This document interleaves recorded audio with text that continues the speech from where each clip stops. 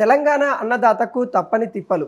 ఖరీఫ్ పంట కోసం యూరియా సంబంధించిన విషయం పైన ప్రభుత్వాలైతే కీలక అంశాలైతే బయట పెడతా ఉంది. సరిపోయే యూరియా మాత్రం రాష్ట్రంలో లేదనేది క్లారిటీగా తెలుస్తూ ఉంది. గతంలో కూడా మనం చూసాం యూరియా కొరత అనేది మరి ఆ సంక్షోభం అనేది ఏర్పడింది. పశ్చిమాసియాలో ఏర్పడిన ఉద్రిక్త కారణాల వల్లనే మరి ఇదంతా ఈ కొరత ఏర్పడింది అన్నట్టుగా చెప్తా ఉన్నారు. మరి ఇప్పుడు కూడా అదే విధంగా కొరత ఉండే అవకాశం అయితే ఉంది. రైతులు మేలుకొని జాగ్రత్తగా యూరియాని అవసరం ఉంటేనే వాడండి, కొంత తగ్గించండి అన్నట్టుగా రాష్ట్ర ప్రభుత్వం రైతులకైతే రిక్వెస్ట్ చేస్తున్న పరిస్థితి కనబడతా ఉంది. మన రాష్ట్రంలో ప్రస్తుతానికి మరి 2,15,000 మెట్రిక్ టన్నుల యూరియా మాత్రమే ఉంది. ఈ యూరియా మనకి రైతులకి ఎంతవరకు సరిపోతుంది? దాదాపుగా ఒక జిల్లా చూసుకున్నట్లయితే 18,000 నుండి 23,000 మెట్రిక్ టన్నుల యూరియా అవసరం పడుతూ ఉంది. అంటే దాదాపుగా కేంద్ర ప్రభుత్వం మనకి 4 లక్షల మెట్రిక్ టన్నుల యూరియా మనకి అందిస్తే మన అందరికి కూడా రైతులందరూ కూడా యూరియా అందించవచ్చు. కానీ అలా కేంద్ర ప్రభుత్వం అందిస్తుందా? ఇప్పుడున్న పరిస్థితులు కేంద్ర ప్రభుత్వం నుండి 4 లక్షల మెట్రిక్ టన్నుల యూరియా వచ్చే అవకాశం ఉందా అంటే లేదనే సమాధానం బలంగా వినిపిస్తూ ఉంది. పశ్చిమాసియాలో ఏర్పడిన ఉద్రిక్త కారణాల వల్ల ఏవైతే ఇంపోర్ట్ చేసుకోవాల్సిన అంటే దిగుమతి చేసుకోవాల్సిన ఏవైతే ముడి పదార్థాలు ఏవైతే ఉంటాయో యూరియా తయారు చేయడానికి ఇతర దేశాల నుండి మనం కొన్ని ముడి పదార్థాలు అయితే తెచ్చుకోవాలి. వాటిపైన ట్యాక్స్లు ఎక్కువ పడుతూ ఉన్నాయి.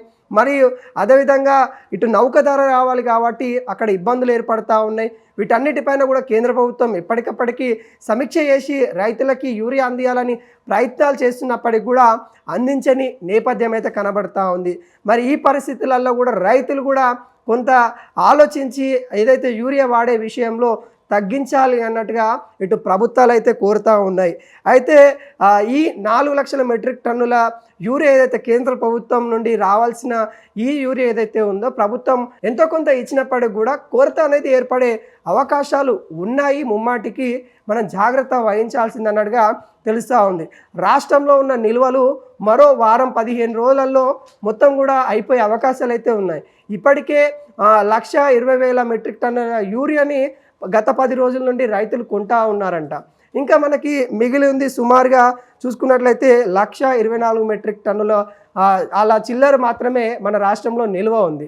అంటే 2 లక్షలు ఉన్నప్పటికీ 1 లక్ష ఇప్పటికే 10 రోజులలో కొనేసిరంట. ఇంకొక 10 లక్షల మెట్రిక్ టన్నులు మాత్రమే ఉంది.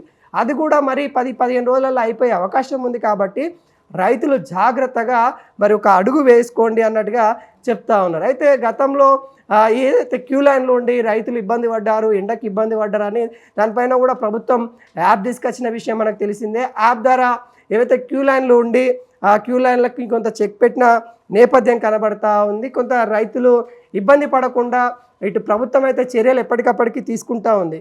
కానీ రైతులు మాత్రం కష్టపడాల్సిందే ఈ యూరియా అంశమైనట్టుగా చెప్తా ఉంది. అయితే రైతులల్లో కౌలు రైతులు కూడా కష్టాలైతే ఎదుర్కొంటున్న పరిస్థితి కనబడతా ఉంది. ముఖ్యంగా ఓటీపీ ఏదైతే పాస్బుక్ ఎవరికైతే ఉంటుందో ఆ పాస్బుక్ ద్వారానే అక్కడ యూరియా యాప్లో లాగిన్ అవుతూ ఉన్నారు. ఈ నేపథ్యంలో కౌలుదారులు ఎలా ఉందంటే పరిస్థితి, ఆ కౌలుదారు ఒక రైతు కింద ఆ భూమిని ఆయన కౌలుకి తీసుకొని వ్యవసాయం చేస్తూ ఉంటారు. ఈ నేపథ్యంలో ఆ పాస్బుక్ ద్వారా లాగిన్ అవ్వాలి అంటే ఎవరైతే మెయిన్గా పట్టాదారుడు ఎవరైతే ఉంటారో వాళ్ళు ఓటీపీ చెప్తే కానీ ఇక్కడ కౌలుదారులకి యూరియా రాని పరిస్థితి కనబడతా ఉంది. వీటిపైన కూడా కౌలుదారులు కూడా చాలామంది కౌలు రైతులు అయితే ఇబ్బంది పడుతూ ఉన్నారు.